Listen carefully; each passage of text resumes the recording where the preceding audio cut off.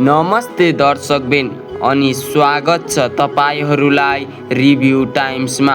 के भूपेन्द्र र जेरीले भुन्टीलाई मार्न रचेको ज्यानमारा प्लान सफल भयो होला त, वा भुन्टीले उनीहरूलाई सोझै जेलको हावा खुवाउन सफल भइन् होला त। भुन्टी सिरियलको नयाँ भाग 328मा एउटा यस्तै महा ट्विस्ट र रङ्गे हात पक्राउ परेको दृश्य देख्न पाइयो। आजको भिडियोमा हामी भुन्टी भाग 328 को पूर्ण विश्लेषण र अब आउने नयाँ भाग 329 मा आउने खतरनाक ट्विस्टको बारेमा कुरा गर्नेछौँ। भिडियोलाई अन्तिमसम्म हेरेर च्यानललाई सब्स्क्राइब गर्न नबिर्सनुहोला। एपिसोडको सुरुवात नै निकै कडा र सस्पेन्सपूर्ण तरिकाले हुन्छ। भूपेन्द्र र उसकी गर्लफ्रेन्ड जेरी मिलेर अंश मुद्दा फिर्ता गराउन भुन्टीलाई नै सिध्याउने योजना बनाइरहेका हुन्छन्।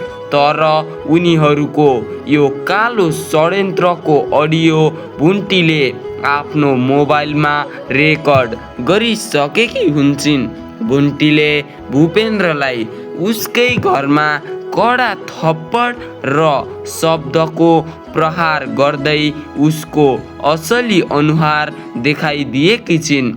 भूपेन्द्रले गल्ती स्वीकारेर गिडगिडाए पनि भुन्टीले अब कुनै दया नदेखाउने र सिधै प्रहरी चौकी पुर्याउने स्पष्ट पारिदिन्छन्। यति मात्र होइन, भुन्टीले जेरी बसेको ठाउँमा पुगेर उसकी साथीकै अगाडि जेरीलाई पनि रङ्गे हात समातेर प्रहरीको जिम्मा लगाइसकेकी छिन्।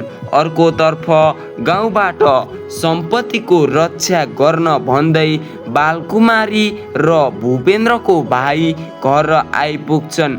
भूपेन्द्र बाँधिएको र प्रहरी आउन लागेको खबर थाहा पाएपछि बालकुमारी झन उग्र बन्छिन्। तर जेठा दाजुले भने सत्यको साथ दिँदै भूपेन्द्र जस्तो अपराधीलाई सजाय हुनै पर्छ भन्छन्। यहाँ श्रेयाले एउटा नयाँ चाल चल्छे। उसले भुन्टीलाई नै समातेर जबरजस्ती भिडियोमा यो अडियो मैले एआईबाट भूपेन्द्रलाई फसाउनको लागि नक्कली बनाएकी हुँ भन्न लगाउन खोज्छे। तर भुन्टी अब उही पुरानी सोझी भुन्टी रहेकी छैनिन्। त्यसैले उनले श्रेया र बालकुमारीको यो धम्कीलाई पनि डटेर सामना गरेकी छिन्। अब के होला त? जेरी प्रहरीको हिरासतमा पुगिसकेकी छिन्। भुन्टीले प्रहरीलाई लिएर घरमा आइसकेकी छिन्। के भूपेन्द्रलाई, बालकुमारीलाई र श्रेयालाई भगाउन सफल होलान् त? कि भूपेन्द्र पनि हत्कडी कसेर जेल जानेछन् होला त? श्रेयाले भुन्टी विरुद्ध झुटो प्रमाण वा एआई भिडियोको बहाना बनाएर अदालत र प्रहरीलाई अल्मल्याउने प्रयास गर्नेछिन्। तर भुन्टीसँग बलियो अडियो प्रमाण भएकाले भूपेन्द्र र जेरी जेल जानबाट जोगिन निकै नै गाह्रो देखिन्छ। के श्रेयाको नयाँ षड्यन्त्रले भूपेन्द्रलाई बचाउला त, या त प्रहरीले भूपेन्द्रलाई जेलमा लगेर कोच्छन् होला त? तपाईहरूलाई के लाग्छ? आफ्नो विचार तल कमेन्ट बक्समा पक्कै पनि लेख्न नबिर्सनुहोला। हस्त साथीहरू, आजको भुन्टी एपिसोड 328 को रिभ्यू तपाईलाई कस्तो लाग्यो त?